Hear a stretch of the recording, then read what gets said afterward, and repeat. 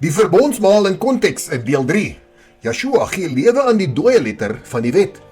In deel 2 het ons gesien dat Israel van ouds, as hulle offers gebring het, het hulle deel gehad aan die altaar en so het hulle ook van die offers geëet. En so het Joshua probeer wys wie hy is en dat die volk deel van hom moet hê. Maar die groot probleem is, hulle besef nie wie hy is nie. En ek het al in baie video's uitgewys wie Joshua is en het in 2021 'n reeks uitgebring met die titel Die Godheid. In daardie reeks sal jy sien wie Joshua werklik is en ook die goddelike rangorde sien. En sodoende sal julle nie so skrik om te hoor dat Joshua reg van die begin af daar was nie. En so bly hy dieselfde gister en vandag tot in ewigheid. Maar dit is die groot probleem. Ons besef nie wie hy is nie en dat ons 'n verbond met hom het. Kan ek regtig bewys wat ek hier beweer? Ja, ek kan. En ek het dit in die Godheid reeks gesê en in verskeie van my video's. So ek wil dit net kortliks hier noem. As ons werklik Joshua se woorde aanneem en glo wat uit sy mond uitgegaan het, sal ons weet wie neergedaal en opgevaar het op die berg van Sinaï. Volgens Joshua het net hy neergedaal en opgevaar. Gaan ons na sy woorde luister en dit glo? Hou die leidraad in gedagte. Joshua se koms is met die wolke en hier in Daniël 7 sien ons eer, heerlikheid en koningskap is aan hom gegee. Let wel, vir ewig. Dus word Joshua hier as koning bekroon. So dit blyk asof dit in Daniël se tyd was. En hier in Daniël se tyd sien ons weer eens dat die Vader Joshua gesalf het as koning. En hier in Jesaja 42 sien ons hoe die Vader sy gees op Joshua lê en hom as verbond en lig vir die volk gegee het. Dus ook as koning bekroon, maar wat beteken dit as die Vader Joshua as verbond gegee het? Dit beteken ons is in verbond met Joshua. Die Vader hou 'n bruilofsfees vir sy seun en gee sy seun die vrou en alles in sy hand. Joshua sê tereg, alles het die Vader in sy hand gegee. Dis behoort alles, dit wil sê my en jou ingesluit, as ook alles in die hemel, op die aarde en onder die aarde aan hom. En dit is hoekom dat alles en almal hom sal aanbid. Ja, aanbid, soos in Hebreërs 1 vers 6. Maar ons besef nie die gesag, mag en eer wat aan Joshua gegee was nie. Ons kyk die een mis wat as verbond vir ons gegee was. Ons man. Ons verwerp die Vader se gesag en ons sien nie die een wat hy, die Vader, vir ons gegee het nie. En dan sny ons Joshua heeltemal uit en ons dink ons het 'n verbond met die Vader. Maar Joshua sê self verskeie kere dat niemand die Vader se stem gehoor of sy gedaante gesien het nie. En dit is net Joshua wat die Vader kom verklaar het. Dus wie het met Moshe en die ander profete gepraat? Dit kan net Joshua wees. Om alles nou mooi in konteks te trek, dat die Vader alles aan Joshua gegee het, dis ook alles in die hemel en ook op die aarde behoort aan hom, dis ook die oordeel oor die dode en dat Joshua as verbond vir die volk, dis as koning gegee was, sien ons nou in Maleagi 3, dat ons 'n begeerte het na die engel van die verbond. Dit wil sê na Joshua. Nou engel is vir my eintlik 'n slegte vertaling en dit was natuurlik doelbewus so vertaal gewees sodat ons die koninkryk Joshua moet soek en vind in die skrif. Want engel beteken ook koning. En ja, Joshua is as koning gesalf en as verbond vir ons gegee gewees. Dus is hy bekend as die koning van die verbond en ons het 'n begeerte vir die koning se koms. En soos Maleagi 3 sê, wie kan sy koms verdra? Want hy kom met vuur en hy sal yster smelt. Nou hier het ons leidrade. Hy kom met vuur en mense kan nie sy koms verdra nie. En dit is die engel van die verbond. Hou in gedagte dat hy met vuur kom. En hier in Jesaja 44 vers 6 sê Jahwe, hy is koning en losser van die leerskare en hy is die eerste en die laaste. Maar dit is presies wat Joshua sê in Openbaring 1 vers 17. In die Nuwe Testament identifiseer Joshua homself met titels wat in Jesaja aan Jahwe behoort. En Nathanael erken Joshua en sê, Rabbi, u is die seun van Elohim, u is die koning van Israel. Joshua verwerp nie hierdie titels nie, maar hy bevestig dit. Engel van die verbond beteken die een aan wie ons verbind is, ons man. Of met ander woorde, die een wat die wet vir ons gegee het. Het 'n engel die wet vir die volk gegee? Wat sê Paulus en Stefanus? Net voordat Stefanus gestenig is, sê hy, julle wat die wet ontvang het deur die beskikking van engele en dit nie onderhou het nie, Handelinge 7 vers 53. Dis is Stefanus eintlik dieselfde een wat julle die wet gegee het julle gedood. Toe word hulle so kwaad en hulle maak vir Stefanus dood. En so bevestig Paulus ook dat hulle die wet deur 'n middelaar, 'n engel gekry het. En as hulle dit as koning vertaal het, sou Yeshua baie beter uitstaan. Maar dit is hoekom dat hy dit toelaat, dat jy moet gaan soek. Anders kan almal die ewige lewe kry. Nou met al hierdie in gedagte, is dit werklik 'n engel waarmee ons 'n verbond het? Of wie ons die wet gegee het? Kyk mooi na Eksodus 14 vers 30 en Eksodus 18 vers 10. Hier sien ons Jahwe het hulle verlos.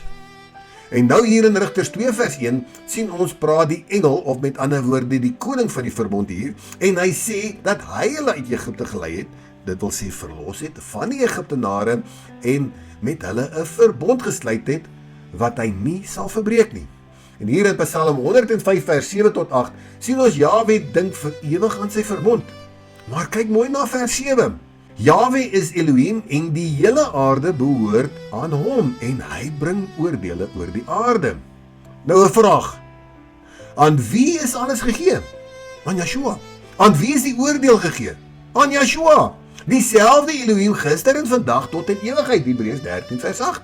Nou met al hierdie in gedagte, dat Daniël 7 sê dat Yeshua koning gaan wees en vir ewig gaan heers, en hy kom met die wolke, en dan in Maleagi 3 vers 1 tot 2, dat hy die engel van die verbond is, dit wil sê die engel Jahwe, wat die wet gebring het, en in verbond gegaan het met die volk, en so kom hy met vuur, en wie kan Jahwe se koms verdra as hy neerdal? Baie interessant sê Yeshua self dat hy gekom het om vuur op die aarde te werk, en hoe wens hy dat hy dit al aangesteek het? Dit wil sê Yeshua kom met vuur. En dit is net nog 'n karaktereienskap van hierdie engel van die verbond. Nou kom ons kyk wie het aan die volk verskyn. Nou hier in Eksodus 19 vers 9 sien ons sê Jahwe, hy sal kom in 'n dik wolk. En dit is hoe Yeshua se kom sal wees, soos in Daniël 7 vers 13 en in Markus 13 vers 26. Dit wil sê Yeshua Messias is gister en vandag dieselfde tot in ewigheid. Hebreërs 13 vers 8 weer eens. Presies dieselfde karaktereienskap as Yeshua. Nou kyk mooi vir die baie leidrade hier in Eksodus 19 vers 16 tot 18. Weereens sien ons die swaar wolk wat op die berg is. Yeshua se koms is met die basyne en daar was 'n geluid van 'n baie sterk basyn. En kyk in vers 16. Die mense was bang en het gebeef. Dis presies dieselfde met die koms van die engel van die verbond, soos in Maleagi 3 vers 2. Maar wie kan die dag van sy koms verdra, want hy kom ook met vuur, soos Yeshua gesê het, hierso bo in Lukas 12 vers 49. En nou hier sien ons ook dat Jahwe hier in die vuur neergedaal het. Weereens dieselfde karaktereienskap van die engel van die verbond. En as ons werklik Yeshua se woorde geglo het dat net hy neergedaal en opgevaar het, dan sien ons het Jahwe neergedaal op die berg van Sinaï. Wat dit beteken, volgens Yeshua se eie woorde, was dit dat dit hy Yeshua was wat neergedaal het en die wet vir hom gegee het. Kon die mense na sy woorde geluister het? Nee, hulle was te bang en het gedink hulle sal sterwe. Maar nou kom Yeshua in die Nuwe Testament en hy sê, eet my vlees en drink my bloed en julle sal lewe. Maar daardie woorde was ook so erg vir hulle gewees en hulle het ook gedink dat hulle sal sterwe. En hulle wou nie na hom geluister het nie. En so word alles net weer eens herhaal. Dit wat was, sal weer wees. Nou baie interessant, sluit Yeshua 'n verbond met die 12 disippels. Dit wil sê met Israel en sê sy bloed is die verbond van vergifnis van sondes. Dis word die verbond hier met bloed bekragtig. Maar hier in Eksodus 24 vers 7 tot 8 sien ons het Moshe, nadat die verbond met die volk gesluit was, die verbond bekragtig met bloed. En wat sien ons, wat doen Moshe en die oudstes toe? Hulle gaan in Elohim se teenwoordigheid. Hulle aanskou hom, eet en drink saam met hom. En so was die verbond bekragtig. Hulle het deel van hom en sy altaar en die verbond word met 'n maaltyd bekragtig. Dis presies wat hier in Matteus 26 gebeur het. So eet en hulle drink hulle saam met hierdie engel, die koning van die verbond, die een met wie hulle verbond het. Hulle het deel aan sy offer, hulle deel van sy altaar, want hy is hulle verlosser en man. En ons is in verbond met hom, met Yeshua. Die Vader het hom, Yeshua, alles gegee. Dit wil sê, Yeshua as verbond aan ons gegee. Yeshua is ons man, en so sal die Vader die bruilofsfees hou vir sy seun, die lam, en ons is sy bruid. Ons trou nie met ons eie vader nie. Die vrou mag net een man hê. Sy behoort aan die seun. Die seun is haar verlosser en haar man. Sy trou met die seun en nie met die vader nie.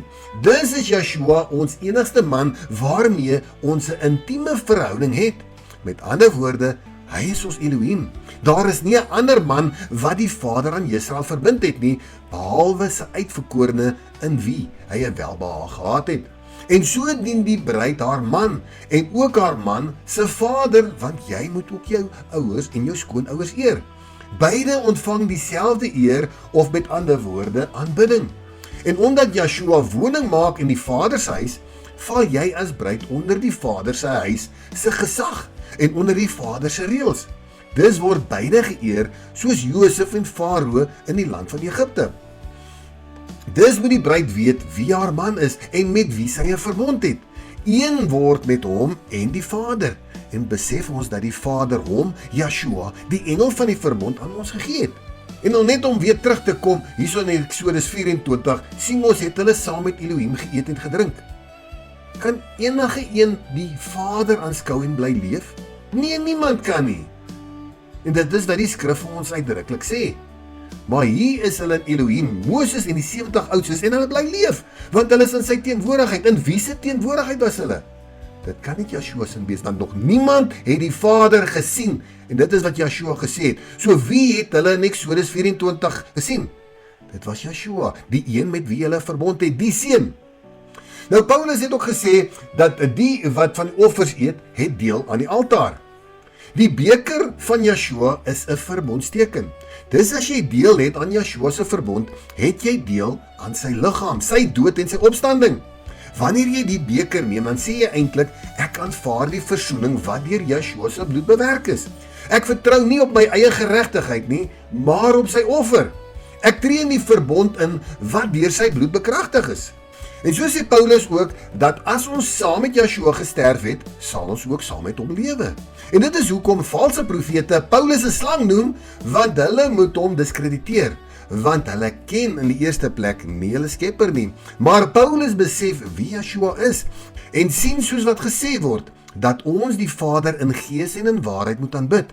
En so sien hy ook dat die wet geestelik is. Maar hulle besef dit nie, en so verwerp hulle hom en verdraai sy briewe tot hulle eie verderf.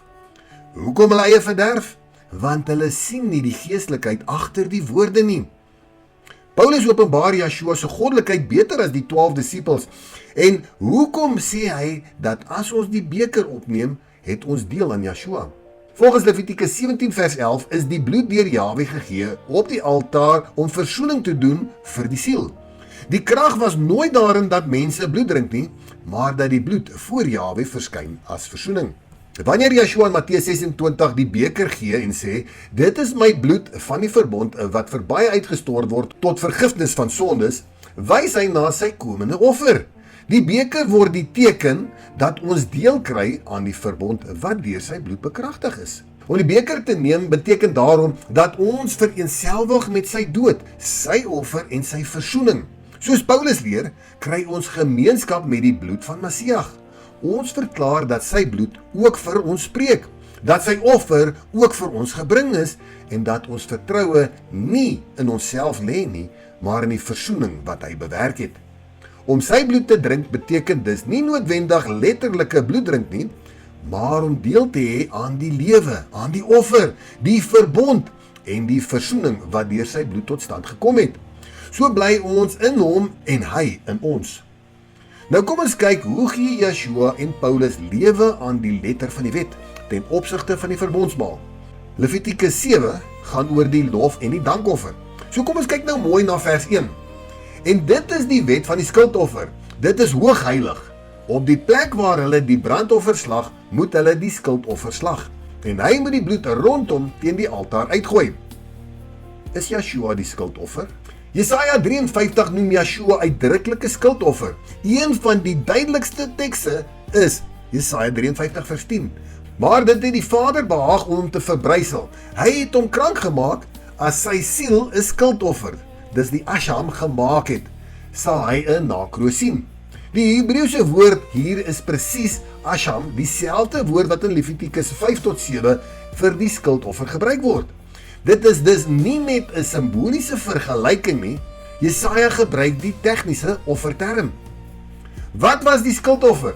Die skuldoffer is gebring wanneer iemand teen Jahwe oortree het, of teen sy naaste gesondig het, en vergoeding of herstel nodig was. Levitikus 5 en 6 wys dat die skuldoffer nie net oor vergifnis gegaan het nie, maar ook oor die herstel van die skuld. Dit pas 100% by wat Yeshua gedoen het. Hy het die skuld gedra, hy het versoening gebring, en hy het die verhouding met die Vader kom herstel. Maar Yeshua vervul meer as net die skuldoffer. Die skrif gebruik dit verskillende beelde. Die pasgalam, 1 Korintiërs 5 vers 7, want ook die pasgalam is vir ons geslag, naamlik Messias. Die sondoffer in Romeine 8 vers 3 en 2 Korintiërs 5 vers 21 word dikwels in hierdie verband verstaan. Die skuldoffer, Jesaja 53 vers 10, verbondsoffer, die beker van die nuwe verbond, Lukas 22 vers 20. Daarom beperk die skrif hom nie net tot een offer nie, maar hy vervul die betekenis van verskeie offers. Interessante verband met die verbondsmaal. As Jesaja reg is dat Yeshua die skuldoffer, die asham is, en die verbondsmaal herdenk, sy offer, kan 'n mens sê dat die brood en die beker nie slegs die Pesach hergedenk nie, maar ook die volle betekenis van sy offerwerk insluit. Die Pesach, die versoening, die skuld wat betaal is, die nuwe verbond. Dit maak die verbondsmaal ryker as net een enkele Torah offer.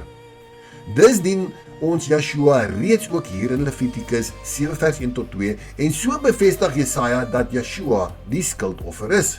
Nou baie belangrik, as ons nou mooi kyk na Levitikus 7 vers 1, sien ons was die skuldoffer hoogheilig.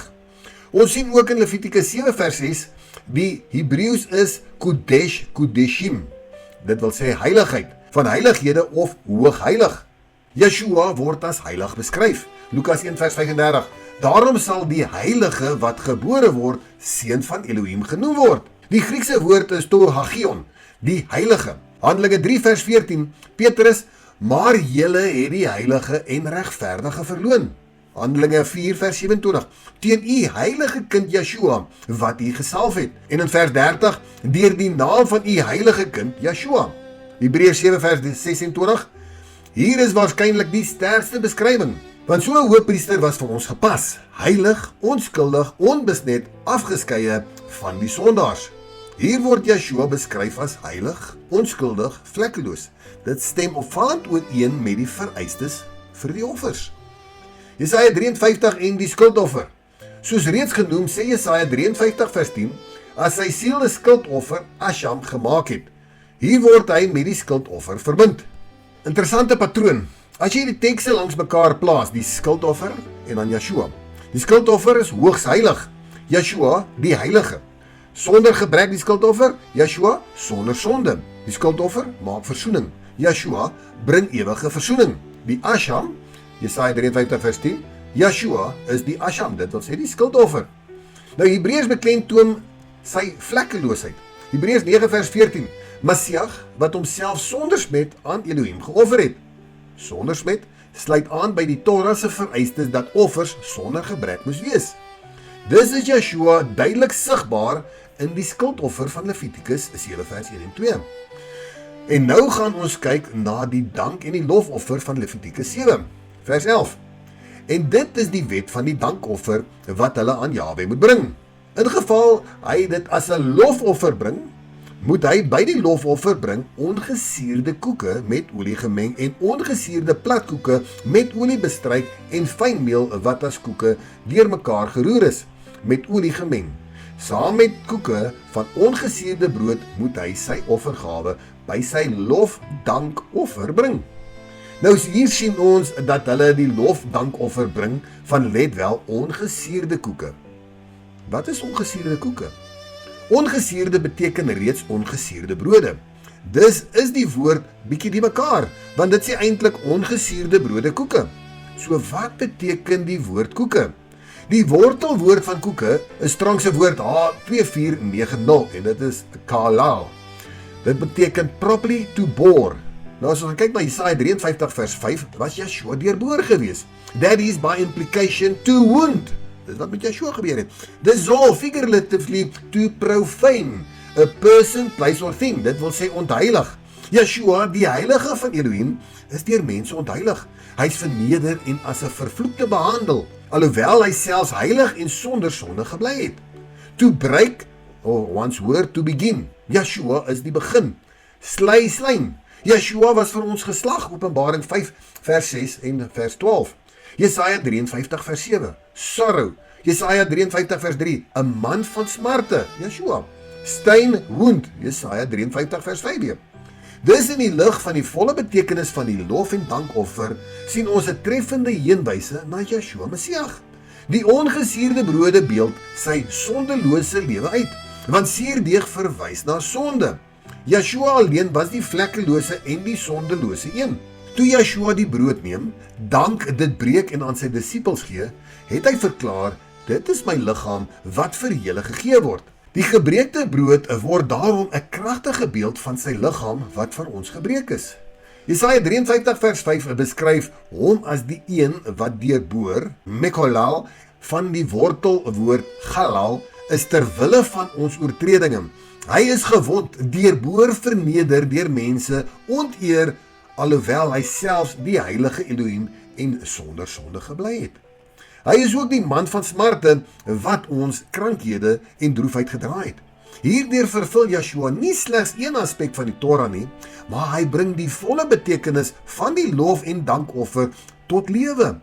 Hy is die ware brood sonder suurdeeg, die volmaakte offer, die skuldoffer, die asham, waarvan Jesaja 53 vers 10 praat, die pasgalam en die middelaar van die nuwe verbond. Waar die Torah se offers telkens herhaal moes word, het Yeshua homself eenmaal geoffer en die werklikheid vervul waarna die offers vooruit gewys het. Hy het nie die Torah afgeskaf nie, hy het dit die betekenis in sy persoon en offer volkome vervul en openbaar gemaak. Nou Paulus sluit ook hierby aan wanneer hy skryf die beker van danksegging wat ons met danksegging seën. Is dit nie die gemeenskap met die bloed van Messias nie? Die brood wat ons breek, is dit nie die gemeenskap met die liggaam van die Messias nie? Daarom waarsku hy ook, kyk na Israel na die vlees, het die wat die offers eet, nie gemeenskap met die altaar nie. So leer Paulus ons dat die verbondsmaal nie bloot 'n herinneringsmaal is nie, maar dat die gelowiges deur geloof gemeenskap het met die offer en deel het aan die altaar waarop die volmaakte offer gebring is. Wanneer ons dus die brood breek en die beker van danksegging gebruik, verkondig ons nie slegs sy dood nie, ons neem deel aan die gemeenskap van sy offer. Bring ons 'n offer van lof en dank aan Jahwe, Hebreërs 13 vers 15. En ons verkondig dat al die skadubeelde van die Torah hulle volheid in Yeshua, die heilige en volmaakte offer gevind het. Nou wat ook baie interessant is ten opsigte van die lofdankoffer, sien ons die vleis mag let wel nie na 3 dae geëet word nie. Nou watter ooreenkoms of koneksie het dit met Yeshua? Die Torah se voorskrif in Levitikus 7 vers 15 tot 17 sien ons 3 tydmerkers.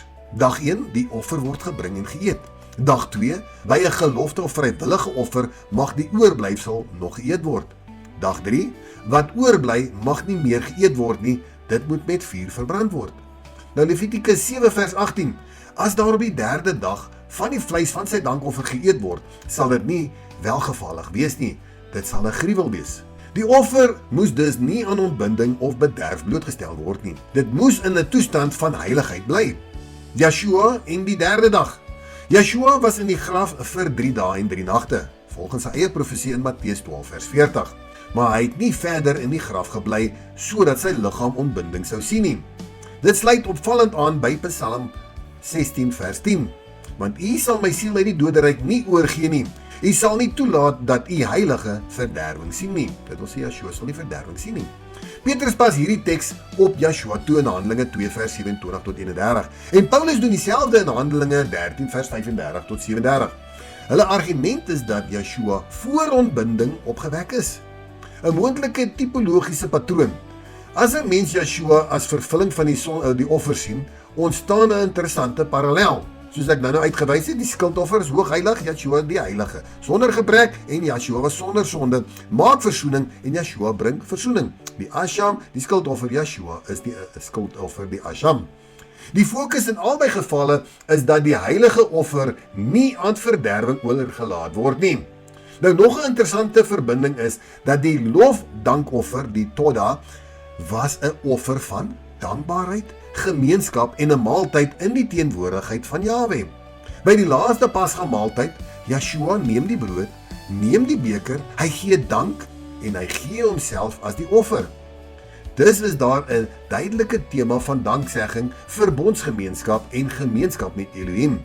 Al sê die skrif nie uitdruklik dat die laaste verbondsmaal die lofdankoffer vervul nie.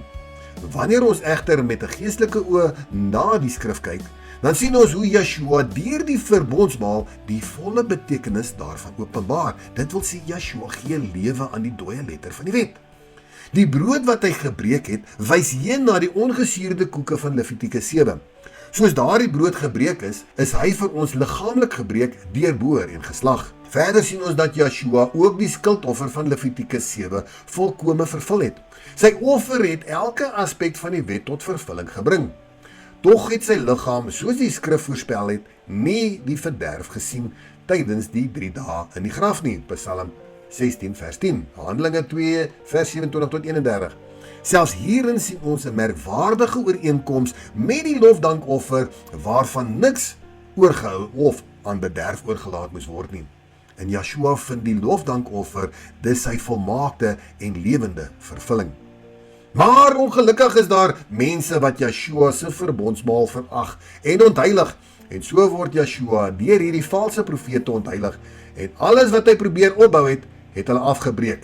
En soos Yeshua die verbond gesluit het en 'n maaltyd gehou het met sy disippels, so het Jahwe ook die verbond in Eksodus 24 bekragtig en Moshe en Aaron en 70 oudstes het saam met Jahwe, of met ander woorde, saam met Yeshua maaltyd gehou nadat die verbond bekragtig was. En dit wil sê, niemand het nog die Vader gesien nie. As ons Yeshua se woorde glo dat nog niemand die Vader gesien het en bly leef het, wie het hierdie mense dan gesien en bly leef? Hulle kon net vir Yeshua gesien het, dit was net Yeshua gewees. En dus weet ons nou dat Yeshua Messia gister en vandag dieselfde is tot in ewigheid. Halleluja. En so vervul Yeshua ook die drankoffer van Numeri 15 en hy leer ons met hierdie verbondsmaal ook hoe om die drankoffer te herdenk vandag.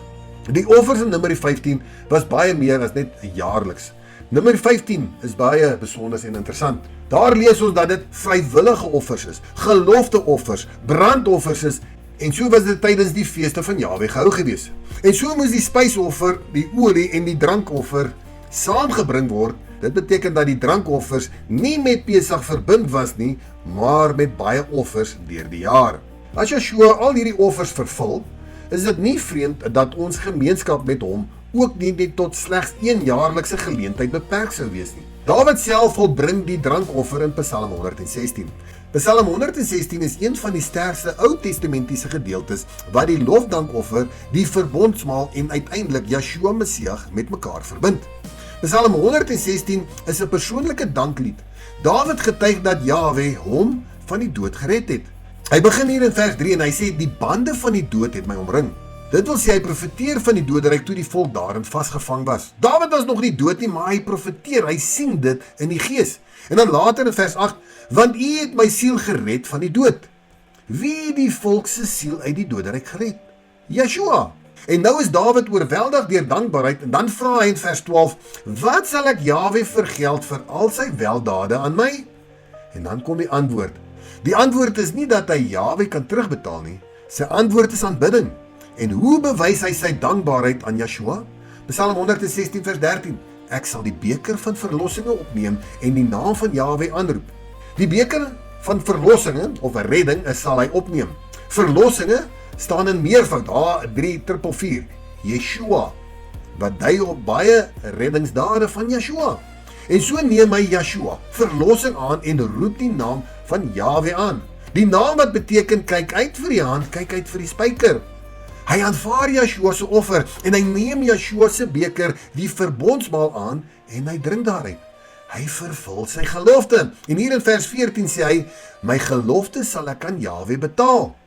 Dit wil sê, hy sal die lof en die dank gee deur die beker van verlossing op te neem. En hierdie presies dieselfde woorde vind ons in Levitikus 7 en in Numeri 15. By 'n gelofteoffer moes die offer gebring word en die offer saam geëet word. Dit was dus 'n verbondsmaal van dankbaarheid. Dan kom die dankoffer in vers 17. Ek sal u 'n offer van danksegging bring. Nou hier gebruik die Hebreëus die woord Sheva Toda. Presies dieselfde woord as in Levitikus 7. Dis is Dawid besig om te sê, ek gaan my dankoffer bring. Nou let op die volgende. 1. Jahwe red hom. 2. Hy neem die beker op. 3. Hy vervul sy gelofte. Die drankoffer van Numeri 15 vers 3 is ook 'n gelofte. 4. Hy bring die dankoffer in die teenwoordigheid van die volk. Dit wil sê op die volk se feestydde. 5. Hy roep die naam Jahwe aan. Dit wil sê kyk uit vir die hand, kyk uit vir die spyker en sodoende roep Dawid Yeshua se naam aan en hy word gered soos in Joël 2 vers 32 en so verbind die disippels die naam waardeur hulle gered word aan Yeshua in Handelinge 4 vers 12. En as ons dit snap, sal ons besef dit is amper presies dieselfde patroon van Levitikus 7 vir die lofdankoffer. Hoe vervul Yeshua dit? By die laaste verbondsmaal sê Yeshua in Matteus 26 vers 28, hierdie beker is die nuwe verbond in my bloed. En Paulus skryf die beker van danksegging wat ons seën. Die Griekse woord is die beker van seën, danksegging. Verwysing na Psalm 116 se beker van verlossinge, waarna Yeshua en Paulus verwys. Nou kom Yeshua en hy sê in Lukas 22 vers 19, doen dit tot my gedagtenis. Nou hier gebeur iets wonderliks. In Psalm 116 vers 12 sê Dawid, wat sal ek Jahwe vergeld vir al sy weldade aan my? Dit wil sê, van my kant af, hoe sal ek Yeshua kan loof vir sy offer om my te verlos van die doderyk? Nou die antwoord is, ek neem die beker aan. Ek bring die dankoffer. Dit wil sê die brood en wyn, want ek het deel aan sy offer, deel van sy altaar. Ek vervul of ek betaal my gelofte. Ek loof Jahwe. In die nuwe verbond sê Yeshua, neem die beker. Maar nou is die beker nie meer die skaduwee nie. Hy is die verlossing. Dawid beskryf die lofdankoffer en die verbondsmaal volgens die Torah. Deur die inspirasie van die Ruach HaKodesh gebruik hy taal die beker van verlossinge. My geloftes betaal die offer van danksegging. Wat in die lig van Yeshua se volmaakte offer 'n ryker en 'n volle betekenis verkry. Daarom sien ons in Psalm 116 nie net Dawid se eie dankbaarheid nie, maar ook 'n profetiese voorskaduwing van die verbondsmaal waarin Yeshua die ware beker van verlossing aan sy disippels gee en sê, doen dit tot my gedagtenis. Dit wil sê, loof my vir wat ek vir julle gedoen het. Dis voordat Dawid gesterf het en in die doderyk beland het, het hy Yeshua gesien en oor die verlossing uit die doderyk geprofeteer en Yeshua se verbondsmaal opgeneem, deel geraak aan sy offer en sodoende deel van die altaar geword. En hy neem die beker van verlossing op. Hy doen dit tot Yeshua se gedagtenis en hy loof en hy dank hom vir sy offer en so word hy van die doderyk bevry en opgewek. Maar die wat Yeshua se verbondsmaal verwerp, draai hulle rug op hom en dus sal hy hulle nie opwek op die laaste dag nie. Hulle behoort aan die dier, die nommer 666 en hier in Johannes 6 vers 66 loop hulle weg van Yeshua, want sy woorde was te hard. Indien hierdie woorde nie te hard is vir u nie en u het deel aan die lofdankoffer en wil Yeshua loof vir sy offer dat hy jou uit die slawerny en uit die doderyk gered het, hoe gereeld wil jy hom daarvoor loof? Wil jy hom net een keer 'n jaar daarvoor loof en dit is op Pasga? Kyk wat sê Paulus, hoe gereeld ons die verbondsmaal moet gebruik. Hy sê so dikwels as julle daaruit drink, tot Yeshua se gedagtenis. Die woord dikwels stel nie 'n beperking op die aantal kere nie, maar veronderstel dat gelowiges dit herhaaldelik sou doen. Die eerste gemeente het dit gereeld gedoen. Handelinge beskryf die lewe van die eerste gemeente in Handelinge 2 vers 42 en hulle het volhard in die leer van die apostels en in die gemeenskap en die breking van die brood in die gebede. En dan in Handelinge 2 vers 46, en dag vir dag het hulle brood van huis tot huis gebreek. Nou hierdie breking van brood sluit waarskynlik gewone maaltye in, maar baie geleerdes meen dat die verbondsmaal dikwels deel daarvan was. In elk geval wys hulle dat hulle gemeenskap met Yeshua nie net tot een dag van die jaar beperk was nie. Die lofdank en drankoffers was op die feeste ook gebring gewees en Sabbat is ook 'n fees gewees, soos in Numeri 15 vers 3. En as ons gaan kyk wie word op die feeste vereer, dan sien ons oor wie gaan aan die feeste. Nou elke moed of vasgestelde tyd, of met ander woorde feeste, openbaar 'n ander aspek van Yeshua. Die Pesach is die lam, Yeshua, ongesuurbrode, sy sondelose liggaam.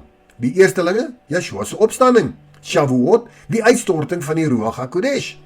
Yom Teruah, dit wil sê Yeshua se wederkoms. Yom Kippur, die finale versoening en oordeel wat aan Yeshua behoort. Sukkot, dit wil sê Elohim wat onder ons kom woon. Yeshua kom woon onder ons. Daarom is dit gepas om die verbondsmaal ook tydens Jahwe se feeste te gebruik, omdat al die feeste uiteindelik na Yeshua verwys. En dan loof ons hom op die feeste. Ons herdenk hom op sy feeste en ons sê vir hom dankie vir sy feeste en ons is dankbaar vir sy feeste en ons is dankbaar dat hy in ons teenwoordigheid is, want waar twee en meer net wel in Yeshua se naam vergader, daar sal hy in ons midde wees. Die skrif gee egter nie net die opdrag dat dit slegs op die feeste gebruik mag word nie. Gemeenskap met Yeshua is voortdurend en Paulus sê in 1 Korintiërs 10 vers 16, die beker van danksegging wat ons met danksegging seën, is dit nie die gemeenskap aan die bloed van Messias nie. Die brood wat ons breek, is dit nie gemeenskap aan die liggaam van die Messias nie. Die woord gemeenskap spreek van 'n voortdurende deel hê, deelname en verbondsverbintenis. Dit is nie bloot 'n jaarlikse herinnering nie, maar 'n lewende deelname aan Yeshua. Op grond van die skrif is daar geen opdrag dat die verbondsmaal slegs een keer per jaar gebruik mag word nie. Net so is daar geen opdrag dat dit op 'n spesifieke weeklikse of 'n maandelikse skedule gevier moet word nie. Maar hoe dankbaar is jy vir Yeshua se offer? Hoe gereeld moet jy jou koning en man eerbiedig wees en met hom gemeenskap hê? Gesels jy met jou vrou net een keer 'n jaar? Of is jy intiem met haar net een keer 'n jaar? As Yeshua se offer die volmaakte vervulling van die offers is, waarom sou ons hom slegs een keer per jaar daarvoor wil loof of net op sy feeste wil loof? Ons is elke dag dankbaar vir sy genade. Elke dag leef ons uit sy offer en elke dag ontvang ons die lewe wat hy vir ons gekoop het. Daarom is dit natuurlik dat ons hom nie net tydens Pesach onthou nie, maar telkens wanneer ons as gelowiges saamkom in dankbaarheid en in verbondsgemeenskap. Nou kyk wat sê Psalm 113 vers 3. Van die opgang van die son tot sy ondergang moet die naam van Jahwe geloof word. Dit wil sê, die brandoffer was voor sonsopkoms en met sonsondergang was die brandoffer gebring gewees. En dan Malagi 1 vers 11 sê, want van die opgang van die son tot sy ondergang toe sal my naam groot wees onder die heidene. Nou diegene wat Yeshua liefhet, sal hom voortdurend wil eer. Nie omdat die skrif 'n vaste aantal kere voorskryf nie, maar omdat die liefde nie deur 'n kalender beperk word nie.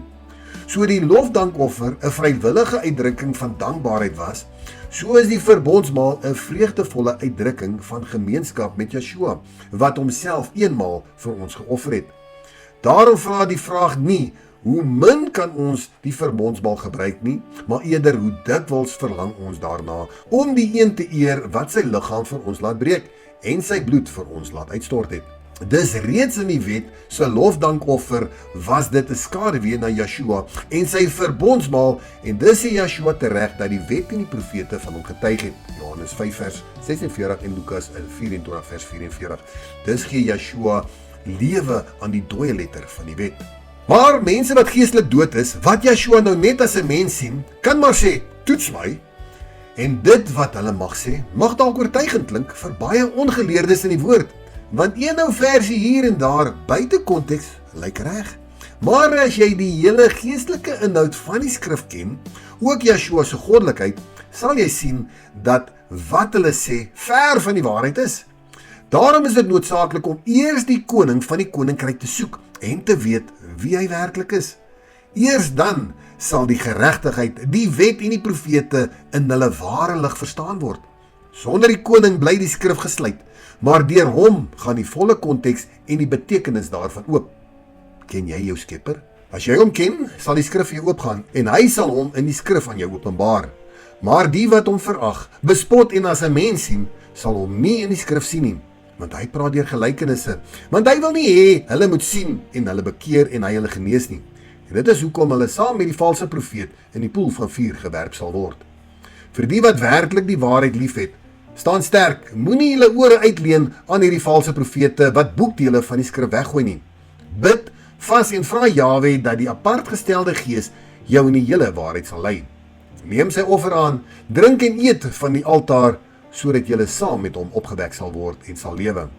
Halleluja. Laat die wat kan hoor, en die wat kan sien, sal sien, en wil terugkeer na Jahwe en sy bevele gehoorsaam.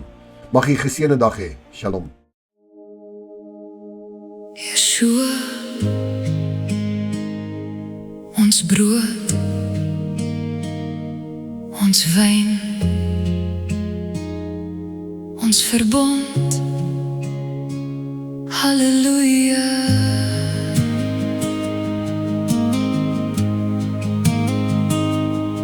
Toe ek verlore was in donker nag, het U my siel uit die dood gebring. Met heilige hande het U my gevind en my hart met genade gevul. Die skuldoffer het U geword, my skuld het U volkome gedra. Met U kosbare bloed betaal, sodat ek vir ewig kan leef.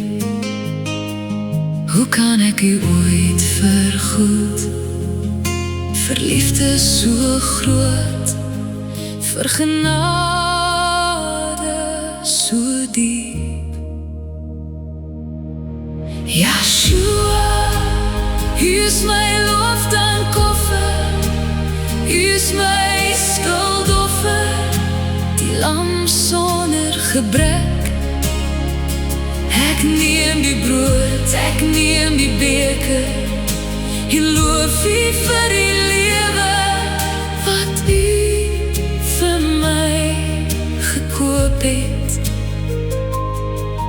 Van die opgang van die son tot sy ondergang, sal my hart U altyd loof. Halleluja. Die ongesuurde brood is U, gebreek sodat ek kan leef.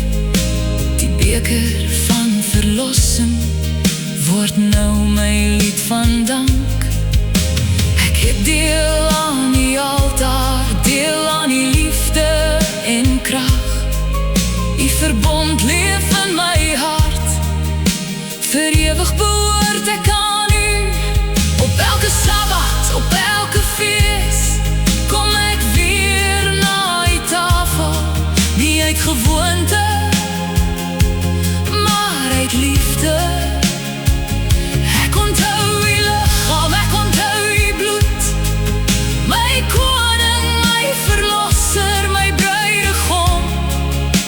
Ek loof U, ek aanbid U. Yeshua, U is my lofdankoffer, U is my skuldoffer, my pasga, my vrede. Ek eet van die brood, ek drink van die beker, en ek leef deur U alleen.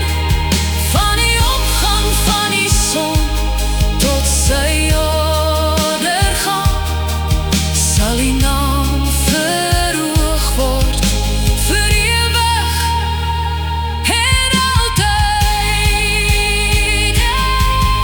Elke asem behoort aan U, elke dag behoort aan U. Elke Sabbat, elke fees, bring ek my lof, bring ek my dank. Nie omdat ek moet nie, maar omdat ek U liefhet. Dankie vir die liggaam, dankie vir die bloed, dankie vir U verbond, dankie dat U my siel gered het. Ek sal die beker opneem, ek